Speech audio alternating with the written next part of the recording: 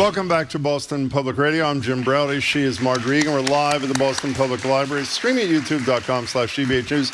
And welcome to Live Music Friday on Boston Public Radio.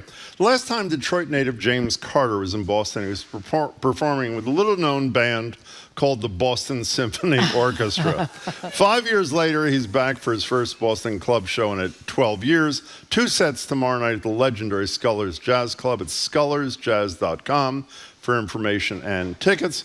He's going to be joined in a couple of seconds by Boston broadcaster, music critic, huge James Carter fan, and co-author of Burning Up the Air, a great biography of essentially the inventor of our talk radio format, Boston radio host Jerry Williams. That's Steve Ellman. Before we get to talk to these gentlemen, James and his 2 friends are going to play for us. Here they are.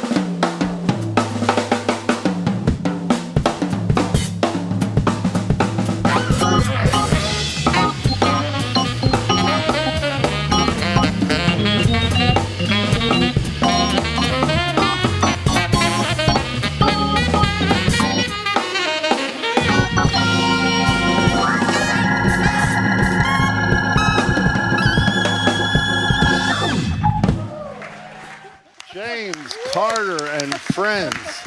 James, can you join us? Wow. Gentlemen, that was fabulous. Just fabulous. First set of Boston shows in more than a decade. One night only, 2 shows tomorrow night at Scullers Jazz Club. More info at scullersjazz.com. That was just awesome. Tell us who did your band? Of course, on Hammond B3. Hammond B3. Give it up for Mr. Gerard Gibbs. Woo! Fabulous. On the multiple percussion set, a.k.a. the drums, keep that love going for Mr. Alex White. But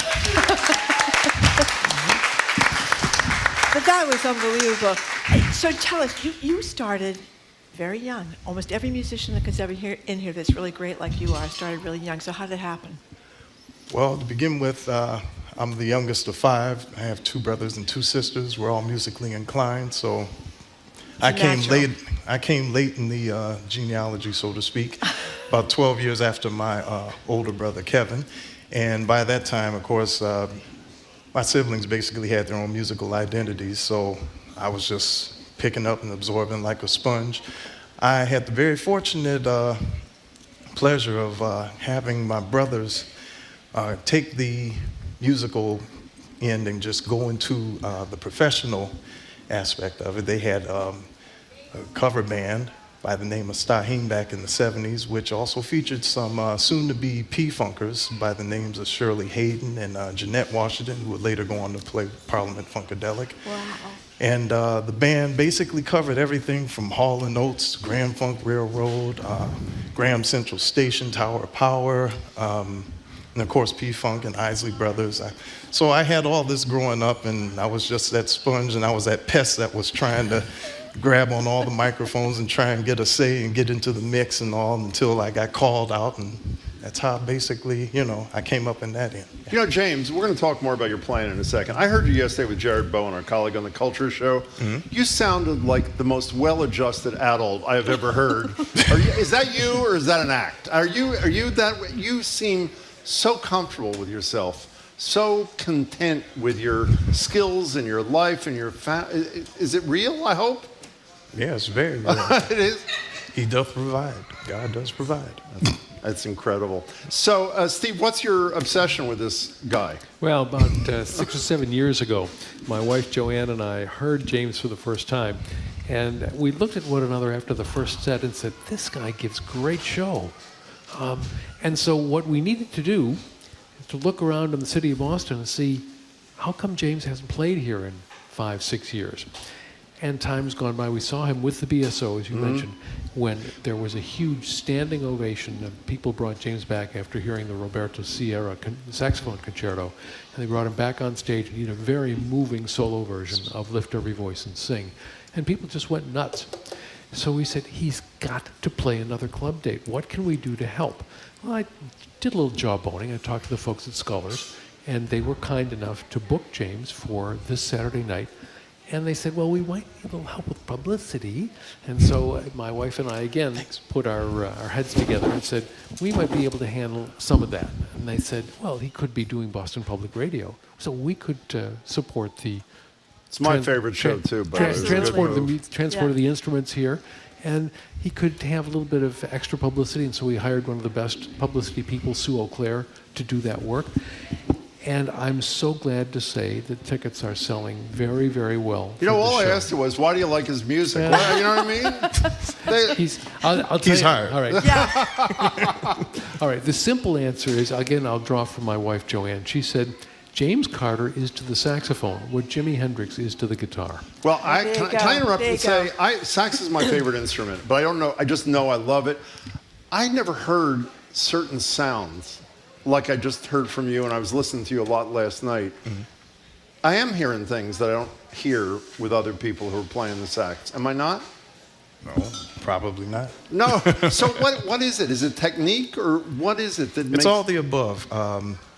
I always like to say that I'm a frustrated guitarist, and because of my brother to that end, his heroes were Jimi Hendrix and Carlos Santana. So I like the spirit that electric guitar or anything electric brings to the mix. It gives it another life.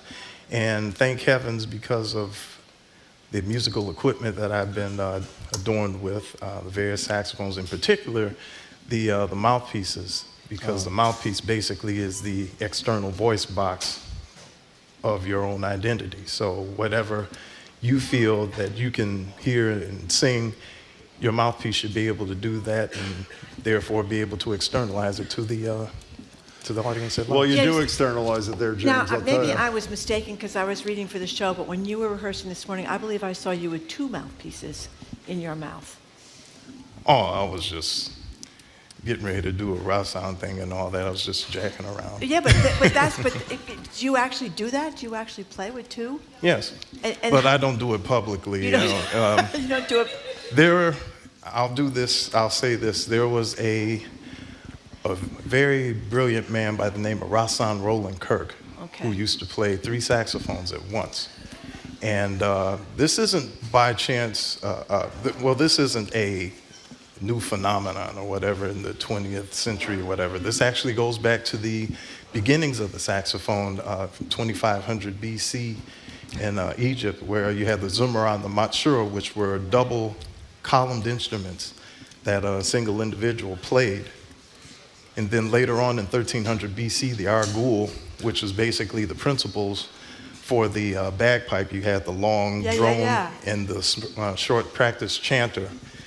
You were able to play both of those at the same time. So I was just, it's all in the tradition. Okay, it's all in tradition. I've never seen it before. Steve, how welcoming to jazz is Boston? Last time I was at Scullers, which is a great venue, was to see Lisa Fisher, our friend, who comes by every time she's in town.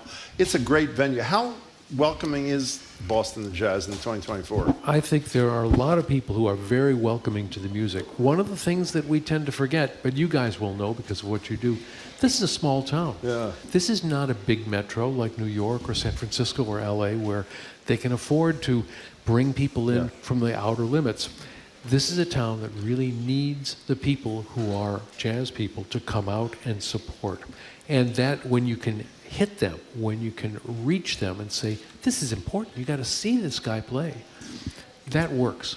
Well, also, can I say, I'll quote our late, great friend, Brian O'Donovan, who's the great advancer of live music. Live music is where it's at. And as great as you are on recording, James, when I was just watching the 3 of you play, it is a whole other experience to watch the bodies, to watch the faces, to watch the interaction with the instruments. And speaking of promoting jazz, I read in an interview, I think you did with our colleagues at CRB, I'm not sure, that in terms of promoting jazz, a person who wants to be president of the United States, that'd be Kamala Harris, did a good thing the other day. What did she do? Because I missed this. Didn't you talk about this? Her going into a record store? Yeah, you did. You did talk about this. She went in a record store and picked out some jazz albums. Oh, I didn't talk about it, but I know what you're talking about, the Kamala Harris, where she picked out Charles Mingus and a couple other. Yes. That's a big deal, is it not?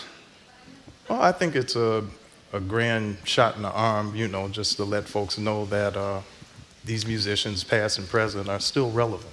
Mm-hmm. But maybe you didn't say this either, although I'm reading the same story. Jim was in an interview with Al Davis and Valinda Robinson talking about, when you mentioned Kamala Harris, but you also, I think, said, maybe this is wrong too, but you thought that the National Endowment for the Arts should do a little bit more for jazz. Is that you, or is that an imposter that talked about that? I think there are mad imposters going on here. Oh, no, my goodness, okay. Do you feel But I definitely think that the National Endowment of the Arts should definitely stay in full effect, because there was a certain individual that was trying to get rid of it some time ago. But it should definitely stay in effect because it continues to cultivate art and culture. And because of it, brings us to the masses such as yourselves out here and up here on the podium. James Carter, I'm sorry. You mentioned before that God does provide, and I know you said the music business has been very good for you, but you also mentioned that you met your wife through music. You've been married 28 years now? Yes, as of August 31st. Been married 28 years, have 2 beautiful children, ages 24 and 21. And it was because of this instrument here that I met my wife, because she was a intern at our radio station back at home. Was a pure jazz radio station called WJZZ. She was the intern to Tish O'Ray, who was one of the jockeys back then, and she knew about me before I knew about her, so that's how it happened. You know, James, I was talking about how wonderful it was to see the 3 of you play. I'm also watching how you caress almost your instrument. How do you, I'm serious, I love it. And look at how beautiful it is. It is totally beautiful. What's your relationship, what's a player's relationship like with his instrument? The player's relationship it's the outward appendage. It's like the extra arm, it's the extra leg. It helps them to become mobile. It helps them to express themselves in a way that normal, conventional voice wouldn't allow themselves to do. So it's you, it's an extent, it's you. Yes. It's you. Very much so. It's beautiful. So before James goes back to play again, Steve, you were talking about something called slap tongue and circular breathing, and a lot of what's that? What's that going to do with the performance here of Mr. Carter? I like to say that James plays the entire history of the saxophone. In addition, he can go back to the days of Coleman Hawkins in the 20s. He can play the slap tongue is a technique where the tongue is used to create a sort of percussive sound on the reed, and that was something they used as a circus effect in the teens of the 20th century. But actually, if I may interject here, it was the principal tone production. He knows the history much better than I. It was the principal tone production. When you listen back to the recordings of the teens in the 1920s, most of the time that you hear an individual playing, I know I'm off mic, but you know. That's fine. Okay. You know, you hear that. Yeah, yeah. Or,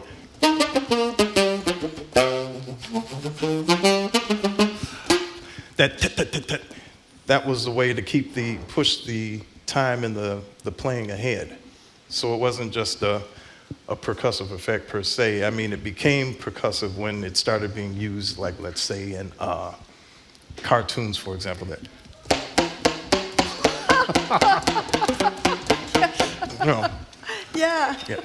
Now, Thank you. as for circular breathing, this is a technique that a lot of saxophonists use, but nobody I've ever heard does it as smoothly and as beautifully as James does, where you're playing and at the same time you inhale through your nose as you're playing and forcing air out through your mouth, so that there's a continuity of sound that is a stream that is not possible if you're going to have to take a breath every couple of seconds. So you're about to return to your bandmates. What are you playing this time, James? We're going to play first off, the first tune that we played was a Matthew G composition. Matthew G was a trombonist in the 40s. He was one of the minor composers of bop melodies and whatnot. That was entitled OG. The tune that we're going to play now is from Billy Strayhorn, and it's our take on his A Flower is a Lovesome Thing. Do you want to put your headset gently down and return to your Most colleagues? definitely. Okay, you're Thank going to you. hear another We song are from pretty James excited Carter about and it, his too. trio. They're going to be playing 2 shows tomorrow night at Scullers Jazz Club. For more info about tickets, scullersjazz.com. That's Scullers, SCULLERS jazz.com. Of course, it's on the river in Cambridge. And let me just say again, Scullers is it is a wonderful, intimate venue. You really feel like you are right there with these players, and there's nothing, as we said, like our great buddy Brian O'Donovan said, like live music, and these guys are amazing. So in a second, we're going to hear Flowers, a Lovesome Thing. James, you ready? Let's do it. 1, 2, 3.